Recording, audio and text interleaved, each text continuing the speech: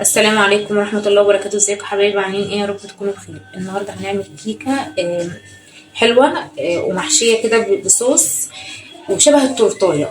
تعالوا نشوف مع بعض احنا هنعمل ايه. حاجة حلوة تدفينا، الجو برد النهارده، وحاجة حلوة تدفينا مع شاي بلبن. تبقى روعة وخطيرة لينا وللأطفال وكل حد بيحب الكيكة، وفيها شوكولاتة وفيها صوص كراميل وفيها حاجات مدلعة كده. هنخش على الحلقة ونشوف هنعمل ايه مع بعض. هنحط هنا اول حاجه السكر، دي كوبايه الا ربع، حسب انتي ما انتي عايزه سكرك قد ايه. تمام. هنزل ببيضتين اهمت،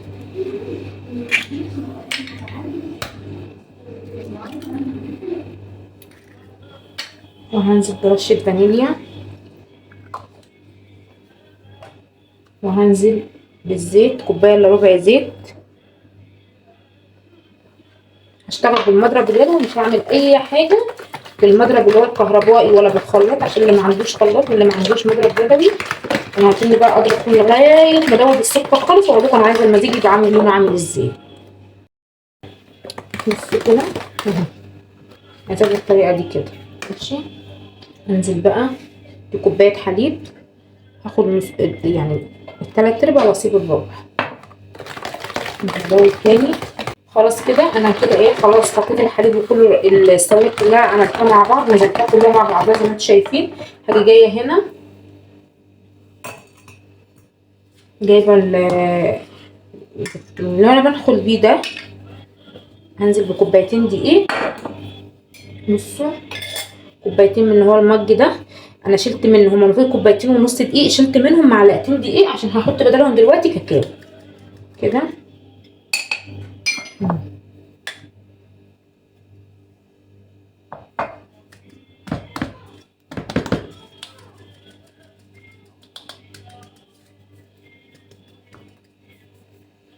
وهاخد واحد بيكنج باودر.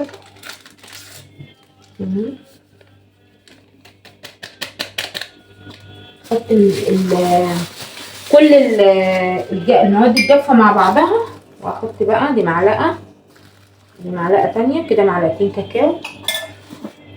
هندخل بقى كل المواد ديت كده مع بعض. ندخل البيكنج باودر، ندخل الكاكاو، عشان لو في حاجه مكتله عندك ما تبوظلكيش سنه الكيكه بتاعتك. اهو كل حاجه كده انا خلطها، وبعد كده هجيب بقى المضرب. بسم الله الرحمن الرحيم. بصوا هنا هنزل بقى، انا خدت حبه اللبن المتبقيين، يبقى كده خدت مني كوبايه حليب. تمام. وهنزل بنص كوبايه ميه مغليه، وربع وقصدي معلقه خل، عشان انا ما حطيتش خل. وهقلب بقى كل الخليط ده مع بعضه. ما تخافيش مش هتفسد معاكي ومش هتجرى لها حاجه، عشان انا حطيت ميه سخنه يعني تقولوا مثلا هتبوظ، لا هي مش هتبوظ، الميه السخنه بتخليها ناجحه وجميله.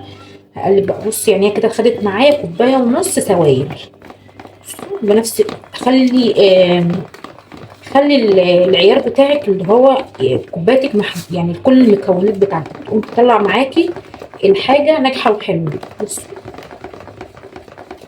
هو ده يعني ده السمك بتاعها اللي انا عايزاه. الصينيه بتاعتي، بصوا هنا انا حطيت هنا ورقه زبده اهيت، حطيت ورقه زبده في قلب الصينيه، خدتها على قد مقاس الصينيه، وبالدهنه الصينيه نقطه زيت، وبالفرشه بتحط ورقه الزبده اهيت. تمام. بالدهنه بالفرشه تاني كده، ما حطيتش زيت ولا اي حاجه غير نقطه زبده. وهنا خلاص كده ايه، الكيكه اهي بتاعتي. بصوا مفيش اي حاجه فيها. بصوا خلي الكوبايه اللي بتستخدميها تستخدميها في كل المقادير بتاعتك، هتوحد معاكي وتخلي الكيكه تطلع معاكي ناجحه وجميله ان شاء الله، تبقى احلى تورتايه مش احلى كيكه باذن الرحمن. انا بقى مسخنه الفرن من اول ما بديت فيها، وانا شغلت الفرن بتاعي. تمام. بصوا يا جماعه، انا الفرن الكهرباء عندي اللي بستخدمه فرن كهرباء. تمام. فانا يعني ما بحطش رقم معين، هو انا بظبطها على نص ساعه معايا، وبتطلع معايا بسم الله ما شاء الله جميله. يعني انا ما بحطهاش في فرن الغاز بصراحه، فبتطلع معايا مظبوطه. فعشان كده انت بتبقى عارفه الفرن بتاعك بتظبطيه على ايه. فانت اظبطي الفرن بتاعك زي ما انت عارفه الفرن بتاعك بيتظبط ازاي. انا الكهرباء عندي بشغله فوق وتحت وبظبط التايمر على نص ساعه، بتطلع معايا زي الفل. انا ادخلها دلوقتي الفرن تمام، ونشوفها بعد ما تخرج ونشوف احنا هنعمل لها ايه تاني. ماشي، بس في حاجه هوريها لكم. هجيب شيش طاووق وهعمل كده كده علشان اخلي الكيكه بتاعتي كلها ما تبقاش حته طالعه وحته نازله، كلها دايره واحده. تمام، ناخدها كده لفه اهو بالطريقه دي كده، وبعد كده بديها كده عشان اطلع الفقاعات اللي زي دي كده اهي، وهدخلها بقى الفرن. وبعد كده نشوف بعد ما تطلع من الفرن هنعمل فيها ايه تاني. بصوا هنا بقى، انا خدت هنا كوبايه الا ربع حليب اهيت.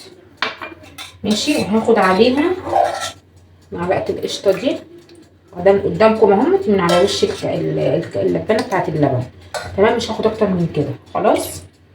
وهحط هنا ثواني بس اجيب معلقه، وحطيت ربع ميه، يبقى كده كوبايه حليب من اللي هي بتاعت اللي هو المج. تمام، انا عشان عارفه مقدار الكوبايه دي من المج بتاع الشاي كوبايه حليب، وخدت معلقه القشطه اللي هي بتبقى على وش الحليب، وهحط هنا معلقه واحده كريم شانتيه اهو.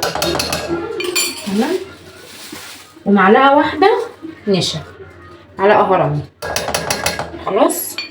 وهنزل برضو برشيد فانيليا بس كده. اقلب كل المكونات دي كلها على النار. ماشي كده، وايه وهرفعها على البوتاجاز تغلي معايا، واوريكم السمك بتاعها او القوام بتاعها انا عايزاه عامل ازاي. خلاص، انا بقى هحطها على البوتاجاز دلوقتي. انا كده خلاص قلبتها كلها اهي. بس صح، انا كنت هنسى حاجه، السكر. شفتوا بقى، فانا هحط السكر كمان. ثواني هجيب السكر. بص، هحط معلقتين سكر عشان انا مش عايزاها حلوه قوي، علشان خاطر انا لسه في صوص تاني هيتحط على غير الصوص ده.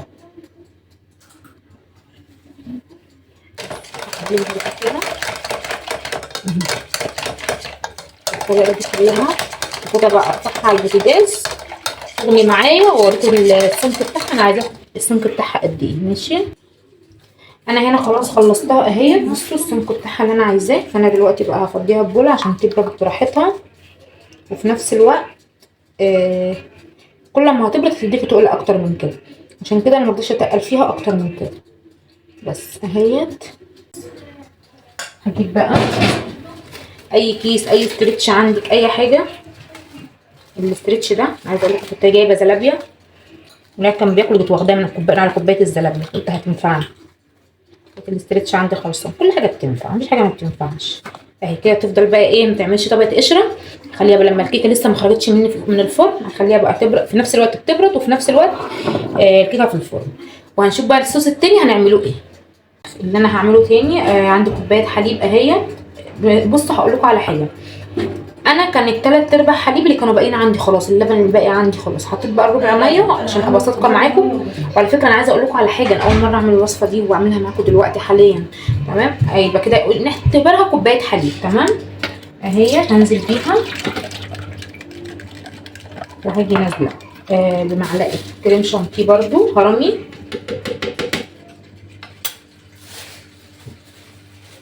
وهنزل بمعلقتين كاكاو ده اسباني كده، معلقتين بالظبط. وعندي هنا كوبايه الا ربع. الكوبايه دي مش مج شاي، تمام، بس هي بمقدار كوبايه الا ربع من مج الشاي اللي هو ده. تمام، فانا بقى هضرب كل المكونات دي مع بعض. بس قبل ما احط يعني هضرب دول مع بعض واشوف الزيت هياخد مني كميه قد ايه. فانا عشان ما اوجعلكمش دماغكم بالخلاط هضربهم وارجع لكم تاني. انا هنا حطيت معلقه كاكاو تاني عشان خاطر انا لقيت اللون بتاعها فاتح، يبقى كده خدت مني 3 معالق كاكاو. هنزل بقى بمعلقتين سكر او 3 معالق سكر برضو، عشان هما بيحبوا الحاجه عندي مسكره قوي. السكر ده حسب رغبتك انت. تمام، وهاجي بقى ضربها تاني ضربه بالخلاط. اللي معايا بقى في المرحله دي، وهنزل اجيب بس كده اعمل مفرش كده وافتح المفرش كده شويه، انزل بس عشان ما بهدلش الدنيا بالزيت. انزل بشويه زيت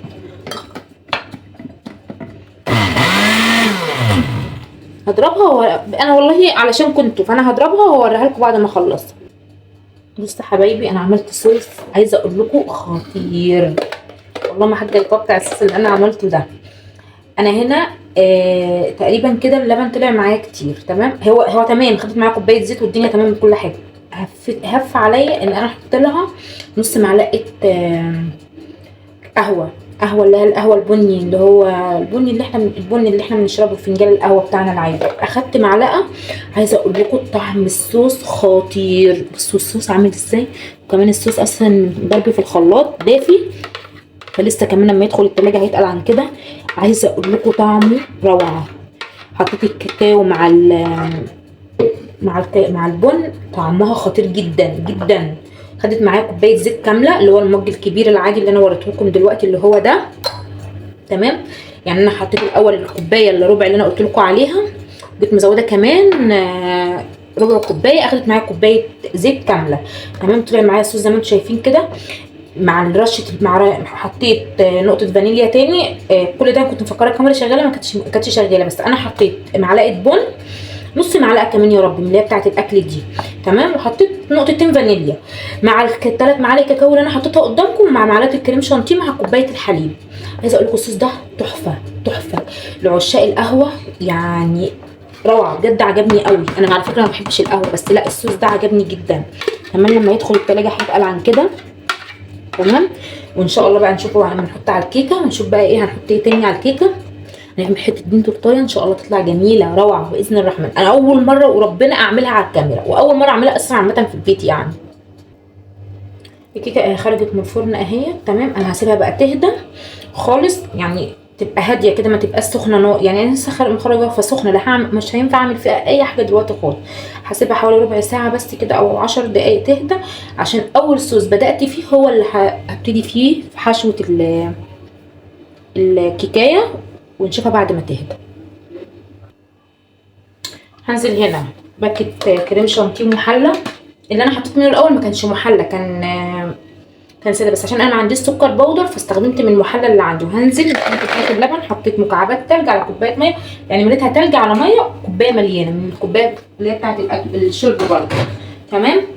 هاجي ايه جايبه المضرب بتاعي، طبعا المرحله دي اختياري للي ما عندوش مضرب، بس انا عشان ازين بيها تورتايه بقى لازم نديها حقها.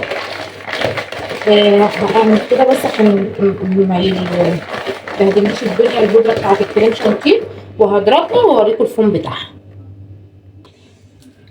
انا هنا خلاص ضربت الكريم شانتيه اهو، بصوا. تمام، هقسمه بقى نصين، هاخد نص هنا كده. مش عارفه الحاجه بتتهبد من ايدي ليه. على فكره انا حطيت عشان كوبايه الحليب كوبايه الميه سوري طلعت كتير على الباكو اللي هو الكريم شانتيه، حطيت عليه معلقه من اللي هو بدون سكر، تمام. هنا بقى صوص الشوكولاته اللي انا عملته معاكم، بصوا تقل ازاي. عايزه اقول لكم طعمه خطير. هاخد منه معلقه واحده اهي، هنزل بيها هنا بس، وهضربها بالمضرب عشان اغير اللون بتاعها واوريها. خلاص ده الابيض، وده اللي هو اللون الكاكاوي اللي هو اللون البيج ده، حطيت عليه معلقه البن الكاكاو زي ما قلت لكم، اللي هي معلقه الشوكولاته، تمام. ندخلها بقى الفريزر او التلاجة علشان خاطر بقى كده. شوف هنعمل ايه، هنحشي بقى البتاع ونزوقها قدامكم كلها دلوقتي التورتايه. يلا هنا بقى هنقلب مع بعض. هي بصي هديت خالص اهي، عادي بمسكها عادي، اقلبها بقى. بسم الله الرحمن الرحيم اهي. اشيل بقى ورقه الزبده، بسم الله الرحمن الرحيم. بصوا شكلها جميل ازاي.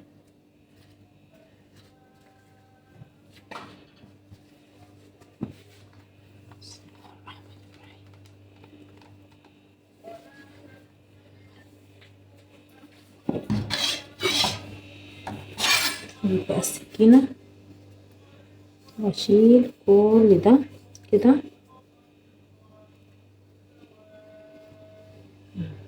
على فكرة كل ده وانا بشتغل فيها وهي خرجت من الفرن، انا ما سبتهاش لما بردت وبعد كده شكل والكلام ده كله، لا انا اشتغلت فيها قدامكم على طول. هشيل بس كل اللي انا قطعته من على الوش ده عشان بس ايه ما بهدلش الدنيا. بصوا بقى شلت اللي هو الفتافيت دي اهي، اللي هو الحته اللي تبقى واخده زفاره البيض او بمعنى الاصح، بس مش الكريمي طبعا. ماشي اهيت. هاجي جايبه بقى اي حاجه يعني مثلا دي، وهاجي ايه عامله كده. تمام كده. ماشي اهو. اهو. اهو. كده. اي حاجه تكون عندك، انا خدتها عشوائي والله قدامكم زي ما انتوا شفتوا كده. تمام. اهو. اهو. اهو. كده. اهو. تمام اهي. وهاجي جايبه بقى الصوص اللي انا عملته اول حاجه معاكم.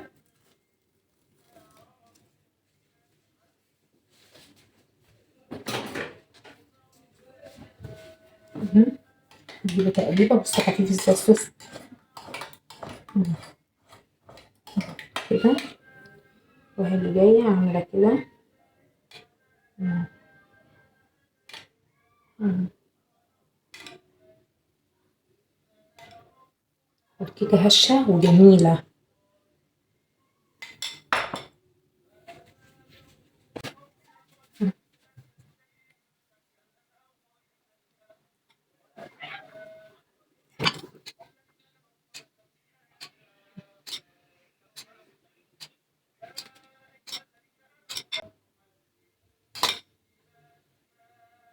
عامله بقى كل اللي انا خرمته بالطريقه دي، وهوريها لكم بعد ما خلصت خلاص.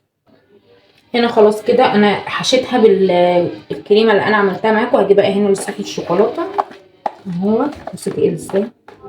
هجيب بقى نازله كده.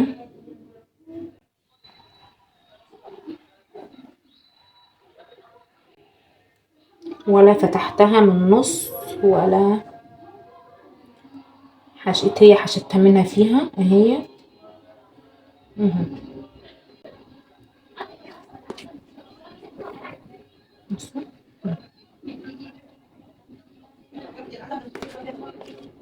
وعشاق الشوكولاته زي بنتي هتعجبهم الشوكولاته وبني. عايزه اقول لكم الصوص ده طعمه خطير والله، طعمه خطير جدا الصوص ده.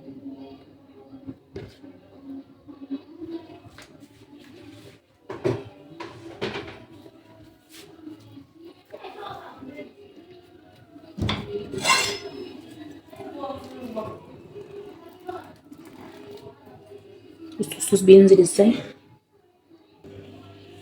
بصوا انا كده خلاص ايه، حطيت اول طبقه في صوص الشوكولاته وجيت مدخلاها الفريزر حوالي 10 دقايق.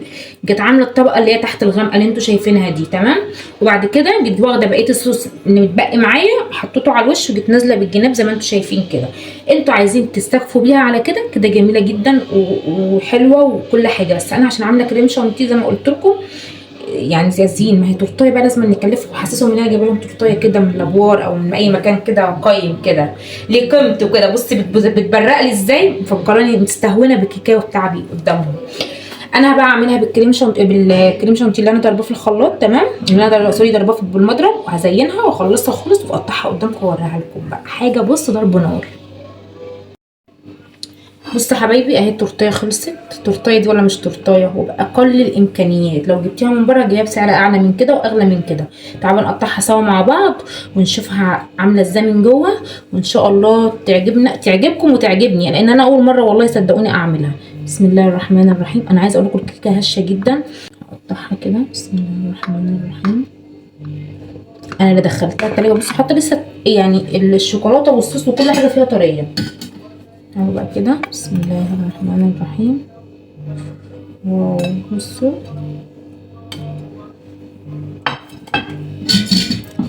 بصوا ثواني.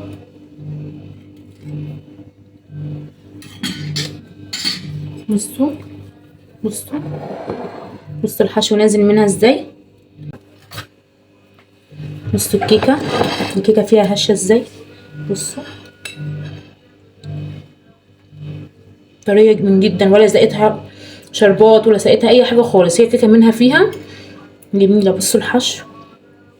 خلاص يا حبايبي اهي خلصتها وقطعتها قدامكم زي ما انتم شايفين. بصوا الشوكولاته عامل ازاي كلها مليانه شوكولاته وكريمه، عايزه اقول لكم تحفه، طعمها جميل جدا.